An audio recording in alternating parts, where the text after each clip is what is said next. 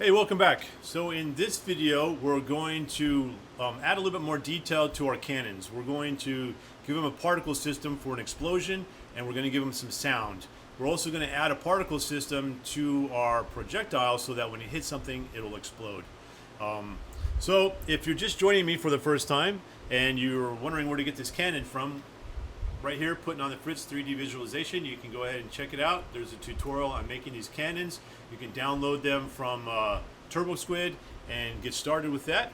If you like what you see, subscribe and like the video. All right, so let's go ahead and take a look at what I'm talking about here. So here's my demonstration video, my demonstration game, and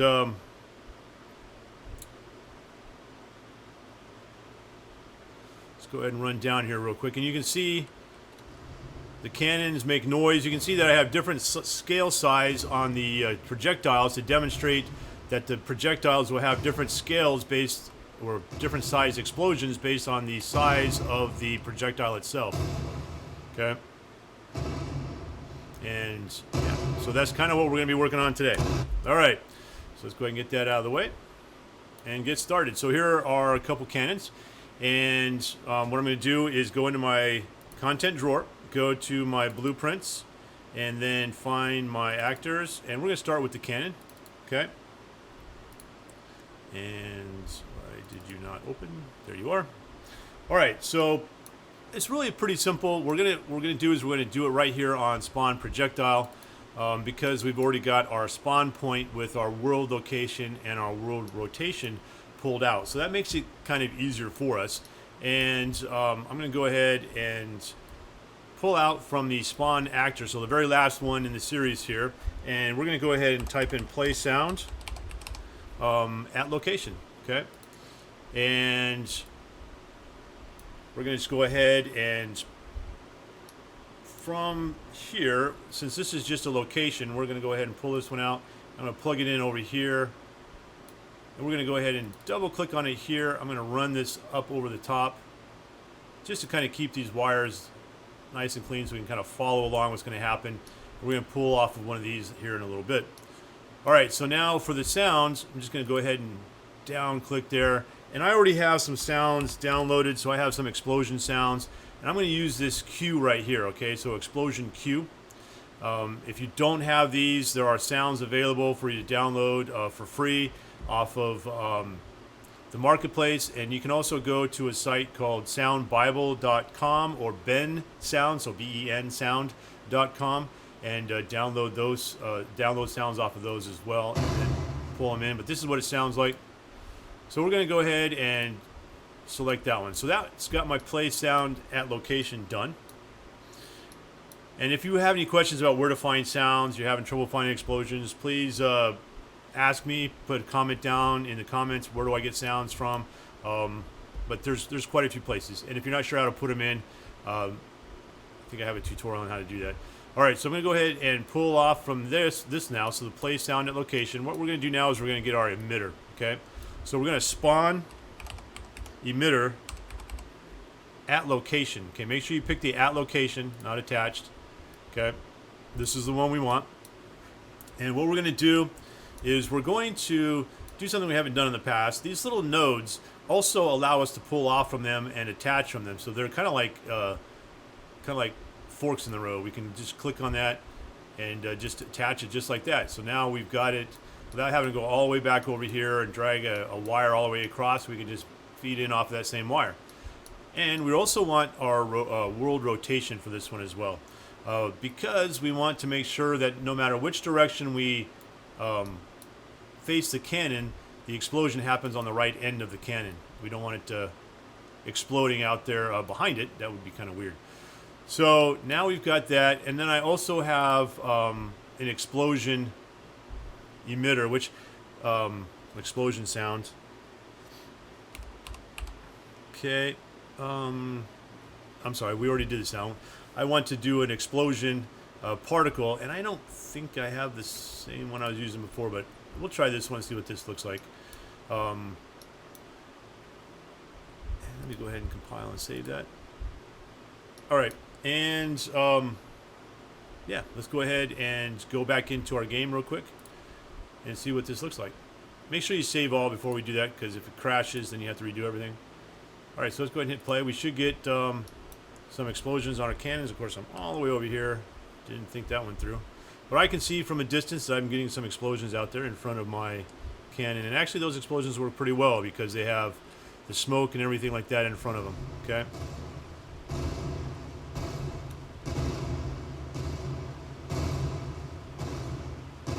All right.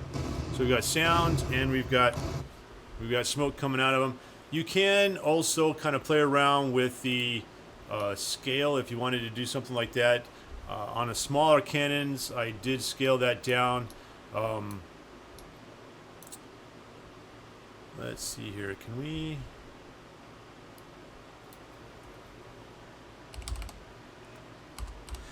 Sorry, this is what happens when I start thinking. So we can also get world scale off of this as well.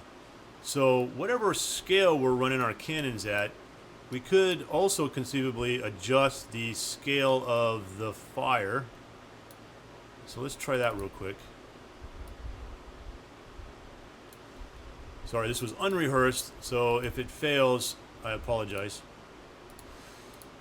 All right, so now I've got this cannon here. I'm going to scale that cannon up to maybe 6 times its size. Oops.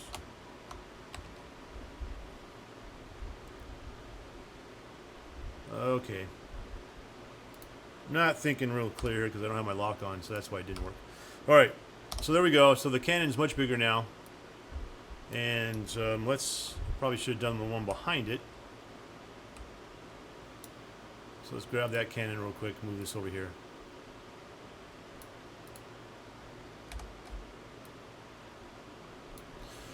All right, so now if I change this so that we actually play from location, so I'm going to change to current camera location. I'm going to drop down here, hit play.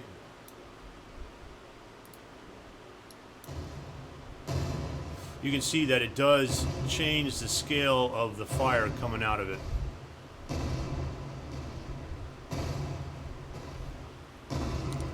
All right, one last thing I want to do for that real quick is I'm going to change the... No, actually, I'm going to just go ahead and leave it the way it is. We're going to leave it the way it is. All right, so the next thing we're going to do is we're going to go to our projectile. Okay, so we're going to go to our actors, projectiles, pull up the projectile. And it's pretty much just the same process, so I'm going to make my life a little bit easier here. I'm going to just grab these two here, Control C, so it can copy those, and then I'm going to go Control V and paste those in here. And I have this little node hanging off there. Okay.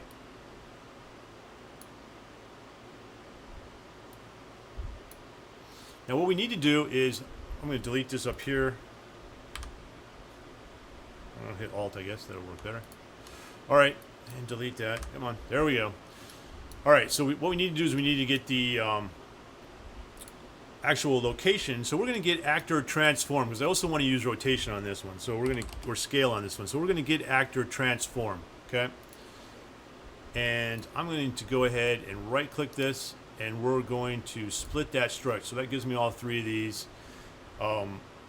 And I'm actually got this in the wrong spot. We're going to destroy it after we do this. So let's put the destroy actor over here on the far side. And we're going to connect this up here. We're going to take this location and plug it in there. And then we're going to use the rotation. Not that the rotation's probably a big deal, but we'll put it on there anyway. And we're going to put the scale on there as well.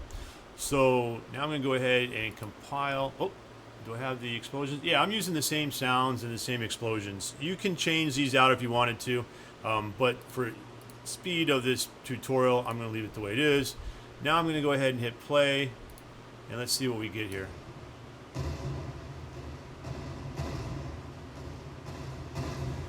And you can see, which is kind of funny, the big cannon has the small projectiles, and the small cannon has the big projectiles, but you can see there's also a difference in the scale of the explosion. The bigger cannonball has a bigger explosion than the smaller cannonball. So if we were to go in and I was to change this so that the projectile size was bigger there and smaller here by a significant amount, you know what, I think I limited that. Why did I do that?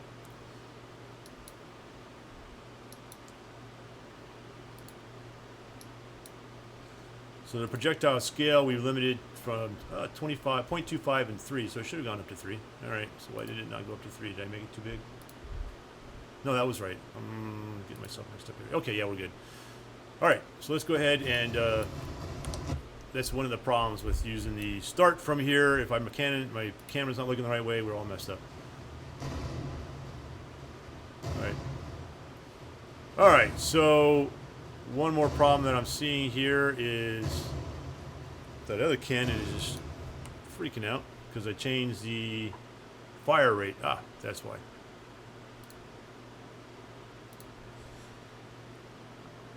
Changed the wrong one. All right, so let's change the fire rate back to 2. And one other issue with this Canon, okay? The Canon barrel has a collider on it. At least mine does. If yours has a collider on it, we're going to change the Canon barrel so that we can have the different size scales to no collision. Okay, that way we won't have the problem happening that was just happening. I'm going to hit play. And the ball is just, the cannonball is just too big. It's not appearing.